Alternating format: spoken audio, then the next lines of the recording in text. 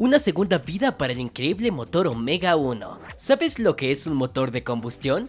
Estamos aquí para explicarte exactamente qué son.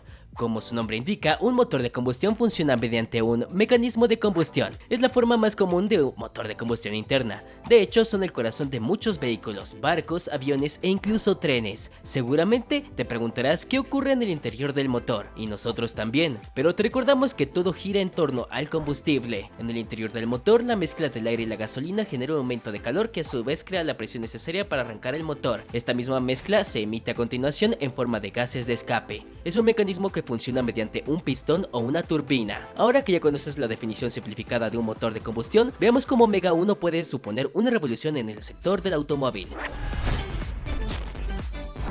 En primer lugar, echemos un vistazo a la historia de los motores de combustión. ¿De dónde vienen realmente? Descubramos sus orígenes. Al fin y al cabo, siguen formando parte de nuestra vida cotidiana. Por eso es importante saber un poco más sobre ellos. Fue en 1860 cuando el físico holandés Christian Huygens dibujó lo que parece ser un motor de combustión interna. Hacia 1775, el ingeniero suizo François-Isaac de Rivaz dejó entrever la posibilidad de desarrollar el automóvil. Produjo cada vez más automóviles propulsados por vapor, pero no tuvieron el éxito esperado. Seguían siendo demasiado poco flexibles para atraer a los compradores potenciales. El 30 de enero de 1807 obtuvo la patente de un motor que se parecía vagamente a un motor de combustión. Más tarde, los italianos Eugenio Barsanti y Felice Matteucci presentaron un motor digno de ese nombre. Funcionaba con una mezcla de aire y gas. Poco a poco empezaron a vislumbrar un motor de combustión tal y como lo conocemos hoy.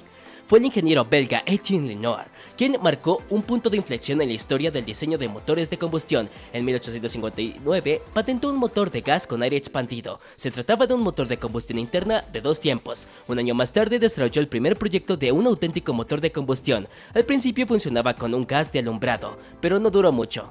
Pronto fue sustituido por gasolina gracias a la invención de un carburador. Desgraciadamente, sus investigaciones se interrumpieron pronto por falta de fondos. Además, este invento presentaba numerosos problemas de funcionamiento. Baudrillard tomó cartas en el asunto y desarrolló un ciclo termodinámico de 4 tiempos. A pesar de algunos contratiempos, los conocimientos de este hombre permitieron llevar el motor de combustión hasta sus límites. Sin embargo, no fue hasta la llegada del mercado del estadounidense George Brayton ideó un carburador muy eficaz que funcionaba con gasolina. El resultado fue el primer motor de combustión interna que funcionaba con petróleo. En 1807, los hermanos Niepce presentaron al mundo lo que hoy llamamos el motor diésel. En aquella época se trataba de un pireolóforo, un motor de aire dilatado. Fue el francés Fernand Forest quien ideó el carburador de flotador y nivel constante. Durante más de 70 años, todos los carburadores se fabricaban siguiendo este principio. En términos generales, Forest revolucionó la historia del automóvil, sobre todo con la invención del motor vertical de 4 cilindros con válvulas controladas. En 1876, el ingeniero alemán Gottlieb Daimler desarrolló el primer motor de gas estacionario. El primer motor de 4 tiempos fue instalado en un automóvil de 4 plazas por René Panhard y Emilie Levasseur en 1889. ¿Sabemos realmente cuál fue el primer automóvil de la historia? Parece difícil saberlo, sin embargo muchos coinciden en que fue el Benz Patent Motorwagen, fabricado por Carl Benz. ¿Cómo evolucionaron estos motores? Una vez terminada esta pequeña lección de historia, veamos cómo funciona un motor de combustión. ¿Cómo funciona? Existen 3 tipos. El motor de encendido por chispa es un motor de gasolina. Una bujía enciende una mezcla de combustible. Se supone que esto no ocurre espontáneamente. Como resultado, produce movimientos alternativos de 2 o 4 tiempos.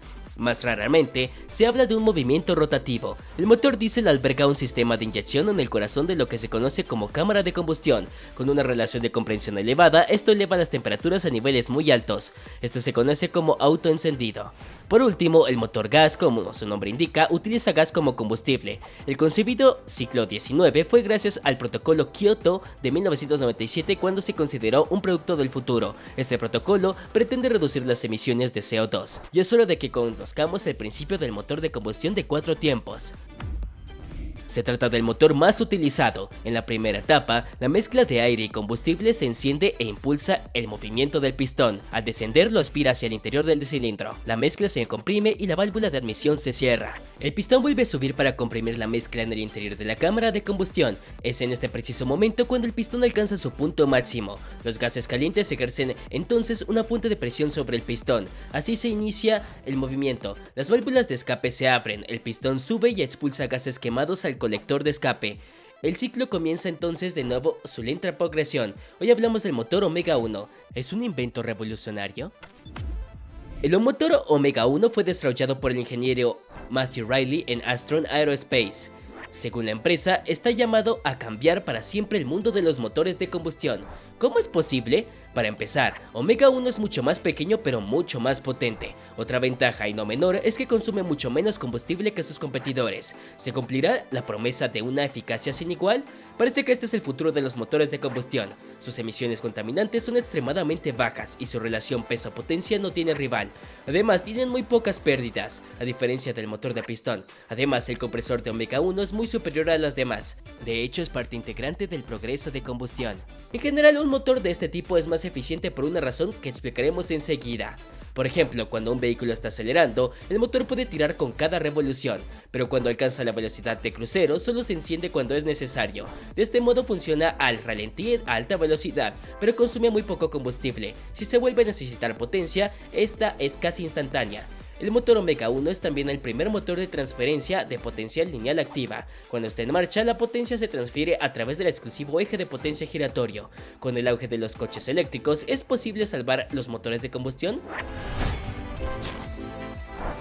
Puede parecer una perspectiva ambiciosa, pero Astron Aerospace no está dispuesta a rendirse. No cabe duda que las prestaciones de los vehículos eléctricos rivalizan con las de los vehículos convencionales, así que el mercado está en pleno auge. En consecuencia, es probable que los motores de combustión interna desaparezcan en los próximos años. Aún no sabemos cómo, pero ya es hora de que las cosas empiecen a moverse en la dirección de nuestro planeta. Somos conscientes de que será muy difícil eliminar todos los autos con motor de combustión interna en un futuro próximo. Precisamente por eso, Astron Aerospace ha decidido apostar por un renacimiento del motor de combustión interna. Debería producir muy pocas emisiones nocivas, por no decir ninguna. El hecho de que Omega 1 disponga de dos cámaras, una para el aire frío y otra para los gases de escape calientes, permite limitar en gran medida los daños en términos de emisiones. ¿Es Omega 1 un proyecto viable y sobre todo sostenible? ¿Se pueden cumplir realmente las promesas hechas? ¿Estamos a las puertas de una auténtica revolución automovilística? ¿Conseguiremos pensar más en nuestro planeta que en nuestra propia comodidad? ¿Dejará de estar el pensamiento individualista en el centro de nuestra evolución? No dudes en darnos tu opinión sobre el tema dejándonos un comentario. Estaremos encantados de escucharte. Hasta pronto en A-Tech.